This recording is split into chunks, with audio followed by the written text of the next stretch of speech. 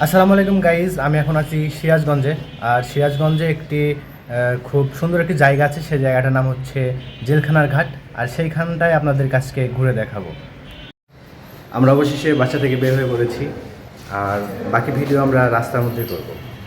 আমরা বাসা থেকে বের হয়ে পড়েছি এবং বাসা থেকে বের হওয়ার পরে আমরা একটা রিক্সা নিব। আমরা এখন আছি এসএস রোডে, আর এসএস রোড থেকে আমরা যাব জেলখানার ঘাটে। আজকে আমার সাথে আছে আমার ফুফাতো বোন, সে আজকে আমাকে এই ভিডিওর গাইড দিবে আর সুন্দর সুন্দর জায়গাগুলো এক্সপ্লোর করবে। তারপরে রিক্সায় ওঠার পরে বুঝলাম ছোট্ট শহর হিসেবে সিরাজগঞ্জের এই শহরটাতে খুব বেশি জ্যাম ক্রিয়েট করে। আর এখানকার রিক্সাওয়ালা মামাদেরকে নিয়ে তো আলাদাভাবে বলতে হয়। এখানকার রিক্সাওয়ালা মামারা হচ্ছে প্রশিক্ষণপ্রাপ্ত রাইডারের মতো, একদম তাদের স্কিল। আমরা বাসা থেকে বের হয়েছিলাম 4টার পরে, তারপরেও এখানে অনেক বেশি রোদ ছিল।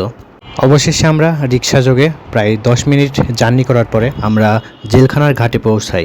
আর আমাদের কাছে রিক্সা ভাড়া রেখেছিল 30 টাকা। আমরা রিক্সা থেকে নেমে ভিতরের দিকে অগ্রসর হই।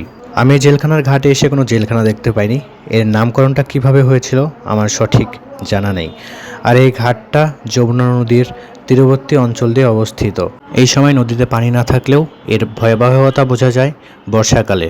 তারপর আমি এখান থেকে একটু সামনের দিকে যাই, আর সামনের দিকে ফুচকা চটপটির দোকান এবং সুন্দর সুন্দর বসে থাকার জায়গা ছিল। তারপর আর একটু সামনে যেতেই দেখতে পাই প্রাচীনকালে রাজা বাদশাদের বাহন ঘোড়ার গাড়ি, যেটা এই জেনারেশনে দেখা খুব রেয়ার।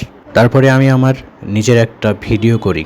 তারপরে সামনে যাই এবং একটা দোকানে আমরা দেখতে পাই এখানে খুব সুন্দর সুন্দর দেয়াল স্টিকার ছিল, এগুলো খুব সুন্দর দেখতে।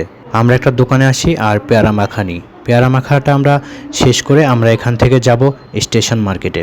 এখানে বসে থাকতে থাকতে সন্ধ্যা হয়ে যায়, আর আমরা পরবর্তীতে এখান থেকে রওনা হয়ে পড়ি স্টেশন মার্কেটের দিকে। সেখান থেকে বের হতে হতেই চারিদিকে অন্ধকার হয়ে গেছিল। আর যে শহরে যাই না কেন, রাজশাহীর মতো সুন্দর আলোকিত শহর আর কোথাও পাই না। আমরা স্টেশন মার্কেটে আসি এবং রিক্সা থেকে নেমে সামনের দিকে যাচ্ছিলাম। আর এখানে বুঝলাম রাতের বেলা বাজার বসেছে, সবজি মাছ অনেক কিছুই। আর আমরা এখান থেকে যাচ্ছিলাম স্টেশন মার্কেটে চা খাওয়ার জন্য। আর আমরা অবশেষে চায়ের দোকানে এসে পৌঁছাই এবং এখান থেকে চা খাই। তারপরে চা শেষ করে আমরা স্টেশনের প্ল্যাটফর্ম দিয়ে হেঁটে হেঁটে বাসায় যাচ্ছিলাম। আর এই ছিল আজকে আমাদের ভিডিও। সবাই ভালো থাকবেন, সুস্থ থাকবেন। ধন্যবাদ সবাইকে।